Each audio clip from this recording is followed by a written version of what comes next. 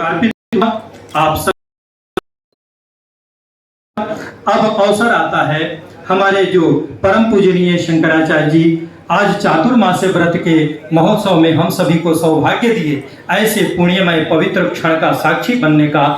अब मैं उसमें हमारे पूजनीय सरसंघ चालक जी उपस्थित हुए हैं। मैं निवेदन करता हूं पूजनीय सरसंघ चालक जी से, कृपया जिनमें मोह नहीं है, मोह ना कीमत तो क्या है भागवत, ऐसे हमारे सरसंघ चालक जी से मैं निवेदन करता हूं पूजनीय अपना वक्तव्य दे करके इस चातुर्मास व्रत जो कांची पीठ के जगत गुरु शंकराचार्य जी के कृपा पूर्ण अनुग्रह से यह अनुष्ठित हो रहा है, कृपया इसमें अपना भाषण दे करके अनुग्रहित करें।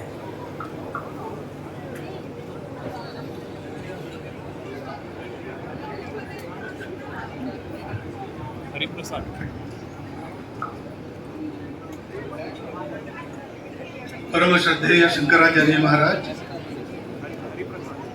उपस्थित सभी वेदमूर्ति ब्रह्मवृंद, अन्य भक्तवृंद, नागरिक सज्जन, माता भगिनी, इस सभा में वक्तव्य रखने का मेरा अधिकार नहीं है। मैं केवल आज्ञा पालन कर रहा हूं, क्योंकि वेद विद्या के अधिकारी तो आप सब लोग हैं। और यद्यपि मेरी छोटी यज्ञोपवीत है, उसमें जो गति चाहिए वो मुझे नहीं है, परंतु देशाभिमानी, धर्माभिमानी, इस समाज का और विश्व का कल्याण चाहने वाले लोगों को क्या लगता है ये मैं आपके सामने बताने वाला हूं। वेद हमारी निधि है।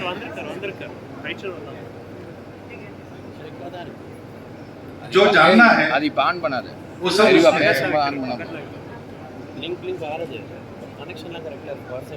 आज विज्ञान जो है वो भी एक अनुसंधान, ज्ञानानुसंधान की पद्धति है, लेकिन मूल में उसमें एक अधूरापन यह है कि जो भौतिक अनुभवों से जाना जा सकता है उसी को सत्य मानकर उसी के पीछे वो लगते हैं। अभी उसकी परमावधि लगभग आ गई तो उनको ये भान हो रहा है कि भौतिकता के परे भी कुछ है। उनका रास्ता है प्रयोगशाला, प्रयोग करना, निरीक्षण। वो निरीक्षण सर्वत्र वैसा ही मिले, वो निरीक्षण फिर से पैदा कर सके, रिप्लिकेबल हो, तभी हम उसको सत्य कहेंगे। ऐसा उनका स्टैंडर्ड है। इसलिए पहले तो उनकी श्रद्धा ही नहीं थी। भारतवासियों की श्रद्धा पहले भी थी, आज भी है, कल भी रहेगी। ऐसी श्रद्धा क्यों है वो बता नहीं सकते, फिर भी रहेगी, क्योंकि श्रद्धा कारण नहीं देखती, श्रद्धा तर्क नहीं देखती। बहुत पहले परिश्रम पूर्वक सारे समाज के मन में बिठा दिया, समाज ने उसको धारण किया, अब वो चलता रहेगा। लेकिन अपने अज्ञान में बाकी जगत ने इसकी आज तक उपेक्षा की। लेकिन अब विज्ञान रुक गया, तो इधर उधर हाथ पैर मारते मारते उनको ये ध्यान में आ गया कि हमको भी इसको सकारात्मक रूप से लेना चाहिए, देखना चाहिए। मैं लंबा नहीं, एक निष्कर्ष के रूप में एक बड़े अमेरिकन शास्त्रज्ञ ने 70 के दशक में एक लेख लिखा था, मैंने पढ़ा। उसमें उसने ये कहा है कि विज्ञान के साधनों की गति रुक गई, अब हमको प्रकाश से ज्यादा गति से अन्वेषण कर सकने वाला साधन चाहिए। प्रकाश से गति ज्यादा हो गई तो सब भौतिक वस्तु का विलय हो जाता है, इसलिए हम वो कर नहीं सकते। परंतु एक साधन हमारे पास है, मन है। उनका कहना मन यानी चित्त। उस चित्त का अन्वेषण हमको करना पड़ेगा। वो करना है तो हमको पातंजल योग सूत्र, योग वासिष्ठ ऐसे पौर्वात्य ग्रंथों का अध्ययन करना पड़ेगा, क्योंकि वेद भी विज्ञान है उसकी पद्धति अलग है, मेथोडोलॉजी अलग है। अंतस्फूर्ति से भी सत्य को जाना जाता है, भौतिक सत्य को भी जाना जाता है। बेंजीन नाम का एक रसायन है, उसका आणविक सूत्र क्या होगा, मॉलिक्यूलर फार्मूला क्या होगा, इस पर केकुली नाम का एक शास्त्रज्ञ रशिया का वो अध्ययन कर रहा था। उसको रास्ता मिल नहीं रहा था, रुक गया, कैसे होगा कैसे होगा कैसे होगा, इस चिंता में वो सो गया। सोने पर उसको सपना आया, दो सांप एक दूसरे की पूंछ को निगल रहे हैं। तो उसको यह रचना एकदम मन में आ गई कि अगर कार्बन अणुओं की ऐसी रचना है जो चक्र रूप है, सतत है, तो इसमें वो बेंजीन की आणविक रचना को हम खोज सकते हैं। और उसके बाद ऑर्गेनिक केमिस्ट्री नाम के विज्ञान की नई शाखा का उदय हुआ। उसका मूल एक स्वप्न में है, प्रयोग में नहीं है। अब विज्ञान भी कहता है एक्स्ट्रा सेंसरी परसेप्शन नाम की चीज है। ये एक्स्ट्रा सेंसरी क्या है, जो हमारे भौतिक सेंसेस है उसके परे जाकर, इसी को हम अंतस्फूर्ति कहते हैं। उसके आधार पर हमारे पूर्वजों ने जो सत्य खोजे,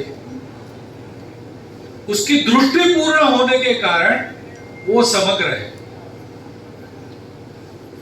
अनेक शास्त्रज्ञ आज ये कहने वाले मिलते हैं कि जहां आज का विज्ञान रुक गया, वहां से वेदों का ज्ञान शुरू हुआ। अभी सारा है, और सारे दुनिया में जो 105 करोड़ हिंदू है, पंथ संप्रदाय कोई भी हो, भारतीय मत संप्रदाय है, वेदों के बारे में उनकी धारणा है कि इसमें ज्ञान है।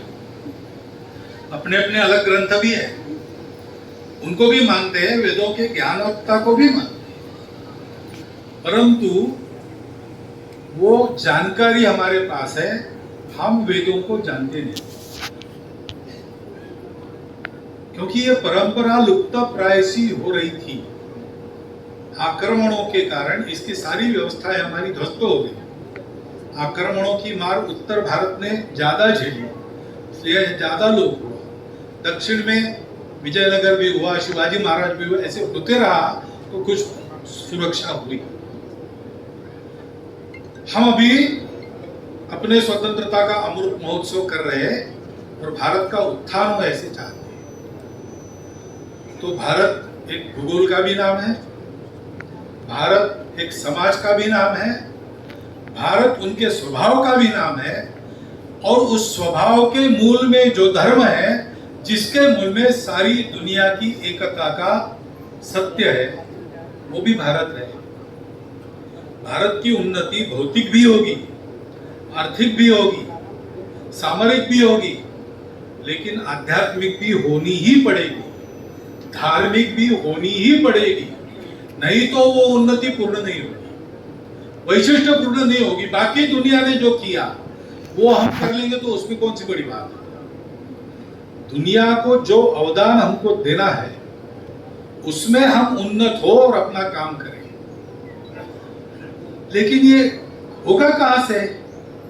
तो सौभाग्य से ऐसे सारे कठिन परिस्थिति में भी, घोर कलयुग में भी, इस विद्या का संरक्षण करने के लिए सारी परिस्थितियां झेलकर, निष्ठापूर्वक व्रतस्थ होकर कुछ लोग कार्यरत रहे हैं। सामने दिख नहीं रहा था, अंधेरा था, तो भी श्रद्धापूर्वक, निष्ठापूर्वक ऐसा आचरण कर रहे हैं। उनके कारण ये ज्ञान धारा हम फिर से प्राप्त कर सकते हैं। बीज रक्षण का काम करने वाले आप लोग हैं, और इसलिए मुझे बोलना क्या है, आप लोगों के सामने पूर्णतः नतमस्तक होकर मैं भी शुभ कामना करता हूं, भगवान से प्रार्थना करता हूं कि आपकी ये वृत्ति बढ़ती चली जाए, संख्या में भी, गुणों में भी, और विश्व भर उसका विस्तार हो। क्योंकि विश्व के सुख का मार्ग पूर्ण ज्ञान में से जाता है, कर्म में से जाता है, भक्ति में से जाता है। ज्ञान कर्म भक्ति तीनों की त्रिवेणी का जतन करने वाले, उसके मूर्त उदाहरण बनने वाले आप लोग हो। और ये करके मुझे आपको कृतज्ञता पूर्वक संपूर्ण नमन करना है, वो मैंने कर लिया। आप ऐसे ही रहिए,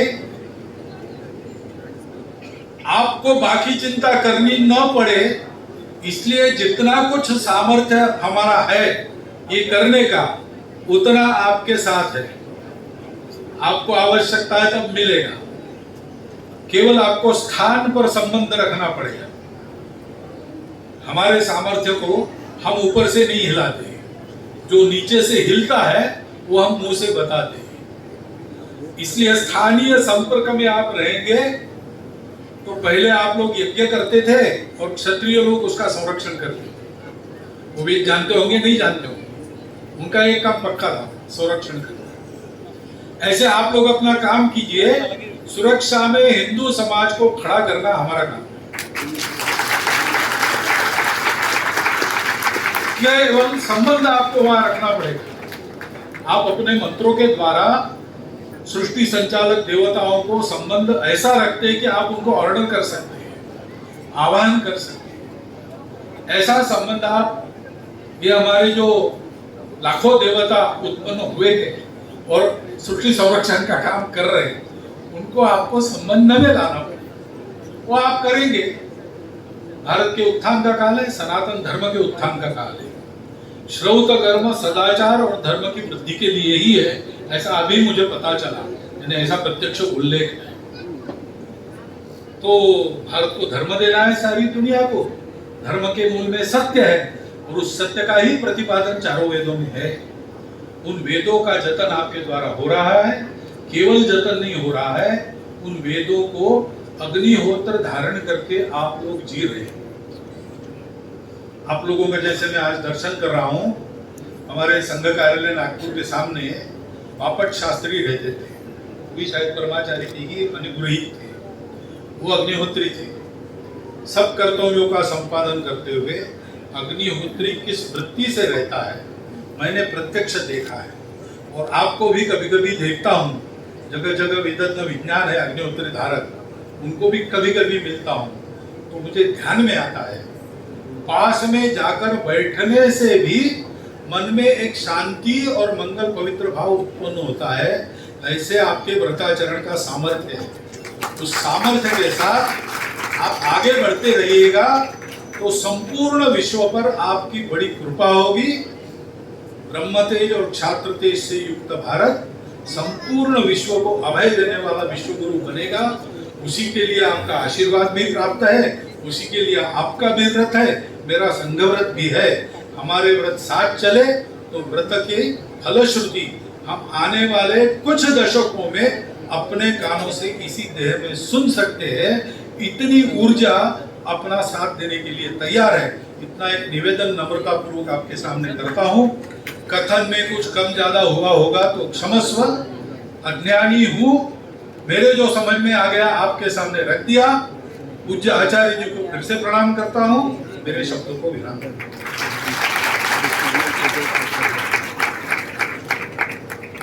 अनुव्याख्यान करने का मेरे पास